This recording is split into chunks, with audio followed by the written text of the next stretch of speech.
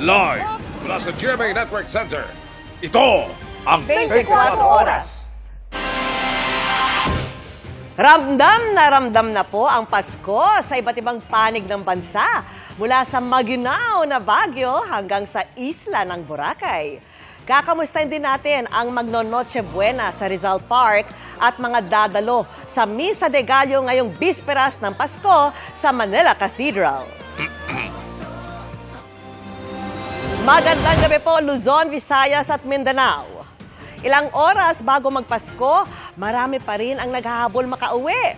Tanggap na raw nila ang posibilidad na sa biyahe na abutan ng oras ng Noche Buena. Unahin po natin ang mga nasa Parañaque Integrated Terminal Exchange o PITX, kung saan libo-libo pa rin ang dumagsa ngayong bisperas ng Pasko. Doon mga kapuso, hindi lamang mga pasahero ang aming nakilala, kundi mga manggagawang magsasakripisyo malayo sa mga mahal sa buhay.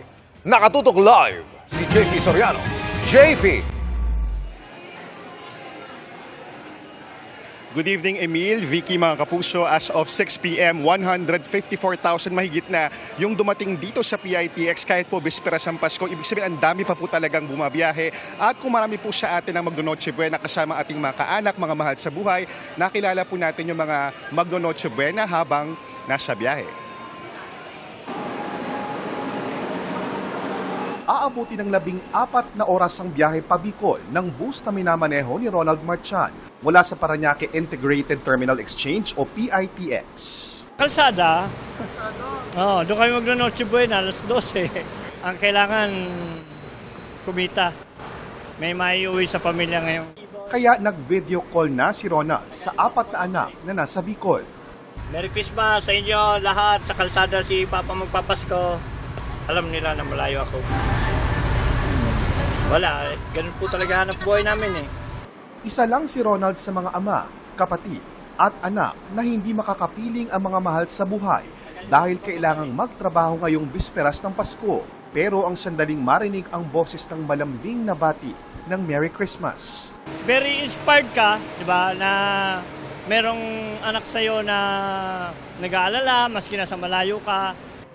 Ang mga pasahero ni Ronald, gaya ni Alan, sa biyahe na rin aabutan ng Noche Buena at di na rin aabutan ng birthday ng kanyang ina ngayong bisperas. Happy birthday, Ma. Dito ako, sa Child 7. Thank you po. Merry Christmas. Happy New Year. Hanggang nitong tanghali umabot na sa halos 80,000 ang pasaherong dumating sa PITX. Hindi pa kasama ang bilang na yan sa mahigit 1 milyong pasaherong naitalang dumating sa PITX simula December 19 hanggang kahapon. Kung may mga malayo ang biyahe, may mga biyaheng mabilis lang gaya ng mga pa-Cavite. Si JP na taga General Trias, bit-bit ang mga regalo para sa mga pamangkin. December 25 daw talaga ang kainan nila sa bahay, pero ang bigayan ng regalo. Preparation ngayong gabi and then gigisingin na lang yung mga pamangkin ng ating gabi. Gusto ko lang makasama yung mga pamangkin ko. Yun yung pinaka-tradition ko pagka-holiday. Si Princess, bumili ng puto sa mga tindahan ng kakanin sa terminal. Pampartner daw sa ihahain nila sa Noche Buena mamaya. May spaghetti, may pansit, kahit anong pagkain. Ang mahalaga yung family magkakasama. Sa aming pag-iikot sa mga terminal gate, mga laruan at mga gift wrap na kahon ang kasama sa mga bagahe ng mga pasahero. Okay lang naman daw yan basta walang matatalim na bagay at mga bagay na maaaring pagmula ng sunog, gaya ng mga nakumpiskang pailaw. Sabi ng pulisya para hassle-free ang biyahe, bantayang maigi ang mga gamit at bantayan ang mga kasamang bata. At Emil, alam mo, akala ng mga taga rito, ng mga otoridad ng PITX, pagdating ng pagsapit ng bisperas ng Pasko, mas kakaunti na po yung mga paserong darating, pero ang dami pa rin talaga.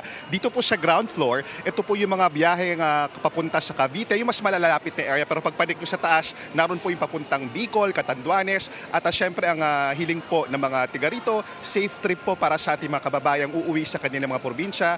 At yan muna ang latest. Merry Christmas Eve, Emil. Happy Christmas. Maraming salamat, JP Soriano. Sa gitna ng dami ng pasahero sa NAIA, dalawang mukha ng Kapaskuhan ang makikita. Kung maagang regalo ang pagdating ng ilang OFW at balikbayan na makakasama ang pamilya sa hapag, May ilan ding malungkot na magdiriwang ng Pasko dahil aalis ng bansa. Nakatutok live si Ian Cruz. Ian. Vicky, maraming masaya pero marami rin tayong malungkot na tagpo na nasaksihan dito sa NAIA Terminal 3 ngayong bisperas ng Pasko. Naiyak sa tuwa ang 74 anyos sa si Lola Norma nang salubungin ang anak mula Dubai, United Arab Emirates kanina. Kahapon lang, dumating din ang isa pa niyang anak mula Japan kaya sama-sama silang pamilya ngayong Kapaskuhan. Kasi ngayong Pasko nag-iipon yung mga anak ko kasi noon wala. Ako lang ang nagpapasko sa bahay namin. Nag-isa ka sa bahay. Opo. So ito, natupad po ang pangarap nyo ngayon. Oh, maraming salamat po kay Lord talaga nag-iipon kami. First time ko ngayon magpapasko. Siguro enjoy ko na lang itong day ko. Uwi siya ng Pilipinas, wala ako. Ganun, uwi ako ng Pilipinas, hindi rin siya nakaka-uwi. Kumbaga, first time namin magkasama-sama ulit ng 10 years. At hindi lang sila, sunod-sunod ang mga dumarating. Sakto bago ang Noche Buena at Pasko bukas. Tuwang-tuwa ako nga nakarating siya. Kasi matagal lang din siya umuwi. Masaya po ngayon kasi magpapasko, kaya happy po. Pero kung may mga nag-reunion, meron ding mabibiti ng Kapaskuhan.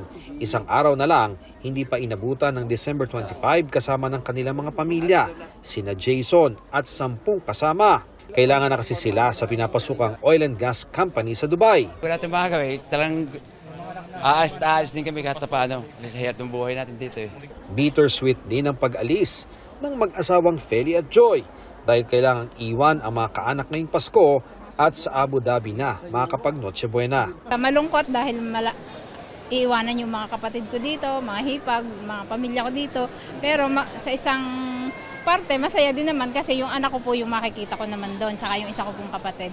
May mga inabutan din tayo ritong lilipad pa probinsya. Si Gloria, nahirapang makakuha ng mas maagang flight papuntang Bacolod. At mula roon, ilang oras pa bago makauwi sa Sipalay City. Tiyak nang aabuti ng Noche Buena sa daan, pero magkasama naman silang mag-ina. Mga anong oras kayo darating sa bahay? Mga 2 a.m. So paano kayo mag-Noche Buena? May dala ba kayong pagkain o paano ba? I-delay na lang ang Noche Buena? Dili na lang po. Pagdating na lang po ng bahay, mag-Noche Buena. Sa tansya ng NAIA Infrastructure Corporation, papalo sa 2.5 million ang pasaherong daraan sa NAIA mula December 20 hanggang January 5. Kahapon lang, nasa 169,000 ang mga pasahero dito. Mas mataas ng halos 10% kumpara sa parehong petsa noong 2024. Gayunman, mas magaan ang biyahe dahil nagagamit ng marami ang self-check-in kiosk. Kaya iwas pila sa mga counter. Mabilis din sa immigration ayon sa Moroccan na si Anas na nasa Pilipinas para makasama ang nobyang Pinay. Sa pagkuha ng bagahe naman, it's very smooth. It's just difficult to get the bag. Okay, because how many everyone minutes? it's quick, but there's layers of people like waiting for the bags. Vicky, sa maghapon natin dito sa NAIA Terminal 3 ay wala naman tayong nabalitaan na major na aberya dito sa paliparan. Liban doon sa nakita natin na isang lalaki na nabuwal dito sa arrival hall pero agad din naman siyang nilapatan ng lunas ng mga medics na nakatalaga dito. So yan muna ang latest mula rito sa NAIA Terminal 3. Merry Christmas sa Vicky at sa ating mga kapuso. Merry Christmas din at maraming salamat sa iyo, Ian Cruz. mga ninong at ninang, handa na ba ang inyong pang-aginaldo? Sa Divisoria sa Maynila, maraming humabol sa pamimili ng pamasko. Ilang oras bago ang Noche Buena. Silipin natin ang sitwasyon doon sa live na pagtutok ni Sandra Aguinaldo. Sandra! Yes, Emil, huling man daw at magaling, makakahabol pa rin. At yan nga po ang pinatunayan ng ating mga kababayan na nag-last minute Christmas shopping ilang oras bago ang Noche Buena. Karamihan sa hanap nila, Emil, ay yung mga parregalo. At syempre, yung outfit nila bukas. At sila po ay hindi natinag kahit pa merong manaka-naka na pag-ambon dito sa Divisoria. Nagbabagsak-bagsak presyo na dito. Tingin ninyo na ng tingin ito. Branded t-shirt, brand new, 75 na lang mga bossing. Sa rami ng tindahan at mamimili sa Divisoria sa Maynila, ito ang diskarte ng isang pwesto para makaakit ng customer. Alukain mo dito, te! Tila effective naman dahil halasige sa paghalukay ang ating mga kababayan. T-shirt, tsinelas, accessories na wala pang 100 pesos. Check na check. Pero si Felix, isang rider, rubber shoes ang hanap para sa 2 anak sa budget na 500 pesos. Ate, magkano po tate? Magkano po dito sa excursion nyo? Po yan. Wala na po pong tawad? Sagad na, 350. Sagad na po talaga. Nahirapang maghanap ng sapatos na pasok sa budget si Felix, kaya tumingin din siya ng mga tsinelas. Kwento niya, pumasada muna siya kaninang umaga para may pambili ng regalo sa mga anak. Pang Noche Buena, meron na? Wala pa, ma'am. Anong diskarte mo? Kasi Noche Buena na mamaya. Bali, pagkatapos ito, ma'am, bibiyahe muna para makaipon na pambili. Si Rosita naman, ngayon lang nakapag-day off kaya naghabol ng Christmas shopping. Namili siya para sa mga anak at apo. Ganito mga magkano yan? Ano po, 180 po. Para po sa apo ko, eto. Ayan. Mga ano po. Okay. Sa kanya po, sa anak ko. Tapos ito po sa apo ko. Pang araw-araw po. Ang anak niyang si Ashley, merong natanggap na 1,000 pesos na pamasko mula sa tatay niya. Anong binili mo para sa sarili mo? Ito. Pang araw-araw niya rin pong shorts. Magkano? 160 po. Ayan. Magkano yan? 220 po. Ayun. Ay, 320.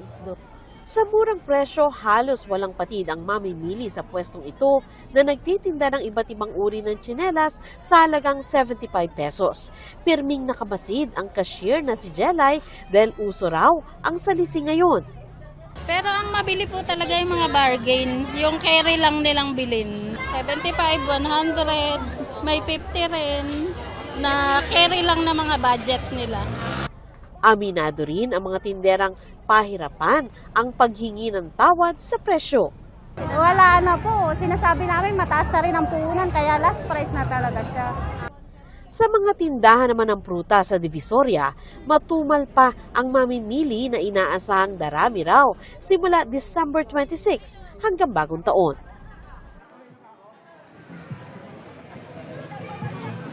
Emil, ayan makikita nyo no, sa aking likuran, patuloy yung pagdating na ating mga kababayan dito. Ang location ko, Emil, ito yung Ilaya Street kung saan marami pong murang mabibili yung mga ating mga kababayan. At ang sinasabi po ng marami sa tindahan dito ay hanggang 12 midnight sila ngayon. Tapos bukas, alas 8 pa lang na umaga hanggang gabi na naman, bukas pa rin sila para naman doon sa gagastusin na ang kanilang napamaskuhan. Emil? Maraming salamat at Happy Christmas, Sandra Aguinaldo. Pasintabi po mga kapuso, sensitibo ang sunod naming ulat. Patay ng gilitan at saksakin ang isang babae sa Caloocan ngayong bisperas pa man din ng Pasko. Ang suspect na tinutugis dahil nakatakas, live-in partner ng biktima. Nahuli kamang krimen sa pagtutok ni Marisol Abdurrahman. Imbes na pagdiriwang, may pinagsukluban ng langit at lupa ang mag-anak na ito ngayong bisperas pa man din ng Pasko. Ang mitya na napanood sa isang CCTV footage, pagtatalo ng mag-live-in partner sa Barangay 31, Caloocan City. Maya-maya pa, bigla na lamang sinakalang suspect ang biktima at tila may dinukot sa bulsa. Narinig na sumigaw ang biktima. Duguan siya at wala ng buhay nang datna ng mga kaanak sa gilid ng kalsada sa Barangay 31, Caloocan City. Hawak na ngayon ng mga pulis ang footage. Inano niya sa leeg, tapos may dinukot siya sa bulsa niya. Then, hinila niya doon papaloob doon sa may dalawang nakaparadang sasakyan. Umisigaw yung babae. Narinig niya lang, naulinigan lang yung pagsigaw. Ng babae? Opo. Tapos next thing nakita niya patay na? Opo. Sila ang nakakita? Sila ang nakakita. Sila tumawag sa akin. Ayon sa Caloocan Police, ginilitan ang biktima. Meron siyang isang laceration sa leeg at merong 3 stab wound sa dibdib. Ayon sa ina ng biktima, nagpunta sa kanyang bahay sa Caloocan ang biktima at kinakasama nito para doon magpasko. Nagpaalam ang biktima na aalis bago mag-alas 7 ng umaga kanina. Sabi niya, Nay, may pupuntahan lang ako. O sige, sagot ko naman. Tapos, umakmang aalis di lalabas. Sabi ni Rowena, dito ka lang, samahan mo lang si nanay. Hindi, sabi niya ganon. Sumunod siya. Lumabas si Rowena, sumunod na rin. Kasunod na nito ang mga tagpong nakuhanan sa CCTV. Kwento naman ng kapatid ng biktima, di na bago ang alitan na mag-live-in partner. Sabi nga ganun sa mama ko, nagsasawa na raw po siya sa kapatid ko. Kung saan daw pumupunta yung kapatid ko, sunod na sunod. Siguro po yung sunod na sunod yung kapatid ko sa kanya. Ayaw kasi nung lalaki na sunod na sunod. Bakit mo ginawa yung sa kapatid ko? Bukod dyan, may iba pa umunong pinag-aawayan ang dalawa. Babae, nagsusumbong sa magulang na pinapabayaan siya accordingly sa victim natin. Dinidinay naman ng suspect natin. So, yun, doon nag-umpisa yung pagtatalo nila. Patuloy na tinutugis ng pulisya ang nakatakas na suspect. Para sa GMA Integrated News, Marisol Abduraman, nakatuto 24 oras. Pinagbabato, pinagsisipa at hinarangan ng ilang kalalakihan ng isang van sa EDSA. Sinubukan daw kasi nitong takasan ang nabanggang motorsiklo. Ang nahulikam na tagpo sa pagtutok ni Tina Panganiban Perez. Viral na ang videong ito ng isang van sa EDSA na basag-basag ang mga salamin. Binato ito ng helmet at pinigilang umandar ng ilang lalaki at hinarangan din ng isang truck. Nang hindi pa rin huminto ang van, pinagsisipa ito ng isang lalaki, kaya nagkayupi-yupi ang pintuan. Huminto ang mga sasakyan sa EDSA dahil sa insidente, kaya nakapag-counterflow ang van at nakaliko sa New York Street. Pero binato ulit ang likurang bintana nito bago ito nakaandar palayo. Sa gilid ng New York Street, makikita ang isang nakatumbang motorsiklo. Ang pagbangga pala rito ng van ang mitsa ng insidente. After po niya mabangga, ang nangyari po, instead na huminto siya at tulungan yung kanyang nabangga, nag-attempt po siya na tumakas at bumalik sa EDSA. Pero yung mga tao po doon during that time, inattempt naman po nila na pigilan tong van para umalis. Inimbestigahan na ang insidente na nangyari alas 9:10 kagabi bago pa nag-viral ang video. Habang lumalayo ang driver ng van, kita sa video na may nakapulot ng plaka nito. Pero hindi nakatakas ang driver ng van. Nung nakaalis po siya, agad pong naitawag sa ating kapulisan at yung pong mga personnel, mga patroller po ng Police Station 7, na-intercept po siya at na-aresto po yung ating driver at tinurn over po sa traffic sector for summoning. Ayon sa Quezon City District Traffic Enforcement Unit, inisyuhan ng ticket ang driver ng van para sa reckless driving. Nasa pangangalaga naman ng DTEU Traffic Sector 4 ang van. Pero nagkaayos na ang driver ng van at nabanggang rider ng motorsiklo. Nag-usap po yung dalawang partido at ito pong ating biktima ay hindi na magpupursue ng anuman pong reklamo at nagkaayos po silang dalawa. And sa part naman po natin ng QCPD, we will be submitting also report po sa LTO regarding this incident po. Sinisika pa ng GMA Integrated News na makuna ng pahayag ang LTO. Pero may pananagutan ba ang mga bystander at motoristang pinigilang makalayo ang driver ng van? Possible po na magkaroon sila ng kanilang liability. Pero po yung driver ay hindi na rin po nagsampa ng kaukulang demanda o reklamo po laban sa mga taong ito at sa sasakyan po. Paalala ng QCDTEU sa lahat, isa-isip ang salitang Pasko ngayong holidays. Ito pong pagdiriwang natin po ng Pasko dapat maging masaya, maging ligtas at maging payapa. Para sa GMA Integrated News, Tina Panganiban Perez, nakatutok 24 oras. Sa unang linggo na ng Enero, pipirmahan ni Pangulong Bongbong Marcos ang 2026 National Budget ayon po kay Executive Secretary Ralph Recto. Sabi ni Senate President Tito Soto, posibleng reenacted muna ang pondo sa mga unang araw ng bagong taon. Nakatutok si Mav Gonzalez. Sa December 29, inaasahang raratipikahan ng Kongreso ang panukalang 2026 National Budget. Dahil kailangan pa itong i-transmit at reviewin ng Pangulo, tingin ni Senate President Tito Soto, malamang reenacted muna ang budget sa mga unang araw ng 2026. If they have started reviewing it from now, up to that time, there is a possibility, but I doubt it. I doubt it. Perhaps somewhere like sometime like the first week of January would be ideal na-review na nila yun. So possible reenacted for a few days, ganon? Yeah. Kung ganun lang naman, wala problema because, di ba, the last time, hindi pa kaming 3 months na reenacted.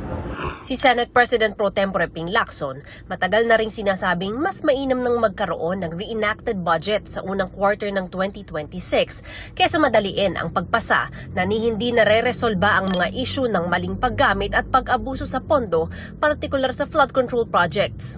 Dahil aniya hindi magkasundo ang Senado at Kamara sa ilang programa, kabilang ang farm-to-market roads at mga ayuda gaya ng MAIFIP at AIX, naglagay na lang ng safeguards ang Senado sa pagpapatupad ng mga ito. Kinumpirma ni Executive Secretary Ralph Recto na sa unang linggo ng Enero pipirmahan ng Pangulo ang 2026 budget. Naiintindihan naman daw ni Senate Finance Committee Chairman Senator Win Gatchalian na kailangan ng ehekutibo ng sapat na oras na reviewin ang mahigit 4,000 pahina ng enrolled copy ng budget. Maingat na aksyon aniya na pirmahan ito ng Pangulo sa unang linggo ng Enero para masigurong napag-aralan talaga lahat ng probisyon. Nauna na rin sinabi ni Gatchalian na kumpiyansa siyang walang i-veto sa budget ng Pangulo dahil coordinated ito sa ehekutibo. Iginiit naman nila Lanao del Sur 1st District Representative Zia Alonto Adjong na walang pork barrel sa 2026 national budget. I'm confident at this time this 2026 budget is full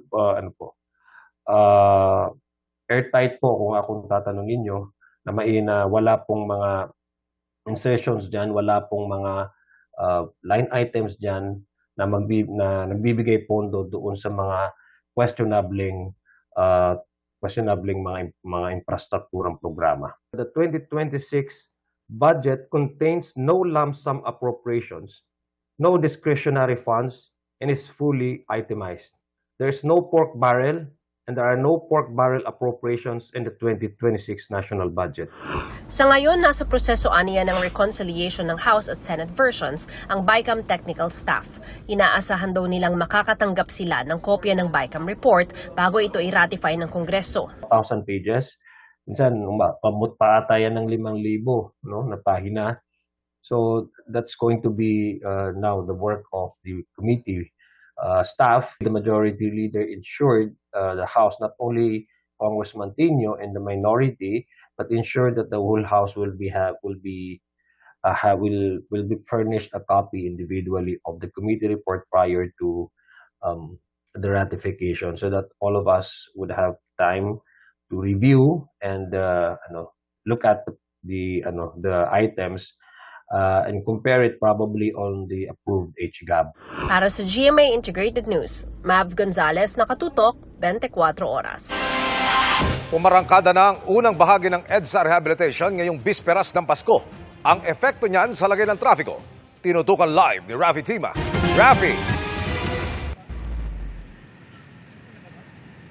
Emil, mula alas 3 kasi kaninang hapon ay kalbaryo na yung naranasan ng mga motoristang biyaheng south at dumaan dito sa EDSA. At ito yung dahilan, kalahati nitong EDSA ay sarado na sa daloy ng trapiko, kabilang na itong bus lane. Ito ay pagkalagpas lamang ng Guadalupe Bridge.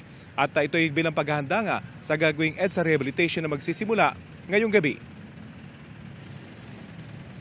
Paglagpas ng Guadalupe Bridge sa EDSA northbound, inabutan namin ang kontraktor na magsasagawa ng EDSA rehabilitation. Isa-isa na nilang inililipat ang mga concrete barrier bilang paghahanda sa pag-aayos sa kalsada na simula ngayong gabi. Kaya ang 5 lane ng EDSA, 2 na lang ang nagagamit ng mga motorista.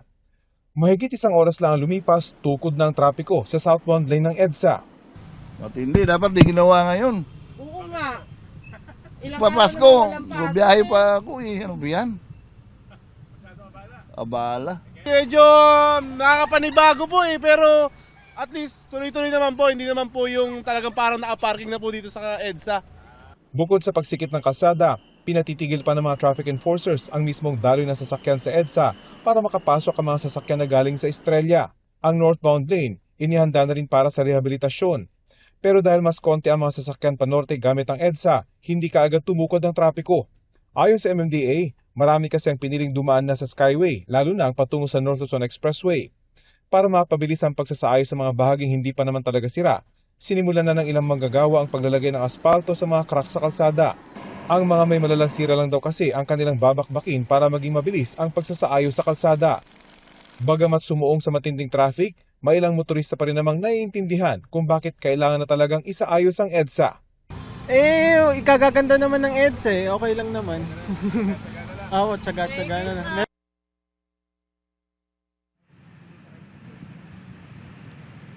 Sa pinakahulang kuha ng ating drone kanina ay nasa bahagi ng Shaw Boulevard Underpass ang dulo ng trapiko dito sa EDSA southbound. Pero paglapas naman nito sa May Estrella ay luluwag na yung daloy ng trapiko patungo sa bahagi ng Pasay. Inaasahan naman ngayong gabi ay magdadatingan na yung mga dagdag na mga heavy equipment para sa gagawing 24 oras na rehabilitasyon nitong EDSA. Yan ang latest mula dito sa EDSA sa bahagi ng Orense. Emil? Maraming salamat, Rafi Tiba. Marami rin ang nag-last minute na namili ng pang Noche Buena mamaya. Pero ang ilang panghanda, pati na karne at gulay, nagmahal. Nakatutok live si Bernadette Reyes. Bernadette.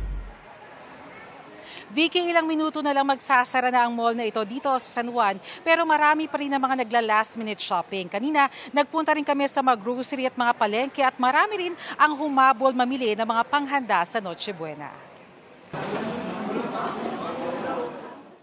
Ilang oras bago mag-Noche Buena, mahaba pa rin ang pila sa supermarket na ito sa Quezon City.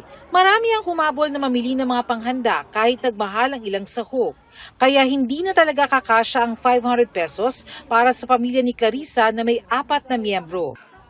1,000 na ang inilaan niya pero konti pa rin daw ang maihahain. Simple lang po na handaan, basta magkakasama lang po kami. 4 lang naman po kami sa bahay. So, enough na po siguro yung 1K sa hirap ng buhay ngayon. Kung maghahamon de bola nga, sabi naman ni Pam, konti na lang ang susobra sa 500 pesos. Pero hindi naman daw kailangang magarbo ang handa. Kung ano na lang yung available na nasa bahay, tapos magdadagdag na lang ng konti. Wish lahat ng bahay may pagkain sa hapagkainan. Ayon sa DTI, mahigit 70 mga Noche Buena items ang bahagyang tumaas ang presyo. Tumaas rin ang presyo ng ilang mga produktong agrikultura, kagaya na lamang ng karne ng baboy at mga gulay. 330 pesos ang kada kilo ng kasim at pige sa Litex Market sa Quezon City. Pero aabot pa yan sa 380 pesos sa ibang pamilihan ayon sa monitoring ng Department of Agriculture. Nagmahal din ang gulay kabilang ang siling labuyo at bell pepper na umaabot ng 700 pesos kada kilo. Medyo tumaas ang hango namin tapos medyo tumomal dahil tumaas. In high demand po. Kasi magpapasko so madaming mamimili. So ayun po, tinaasan po nila yung price. Diskarte na lang po, konti-konti hanggang sa magkaroon lang po ng sa hapagkainan na pagsalusaluhan ng 4 na persona. Pero may mga pamilya tulad ng pamilya ni Joy na anumang handa, hindi mapapawi ang pangungulila sa mahal sa buhay sa araw ng Pasko. Sana naiyak tuloy ako. Sana magkita kami lahat. Kung may mga naghahabol ng panghanda, marami rin na nagla-last minute shopping sa mall na ito sa Green Hills tulad ng mag-iinang ito.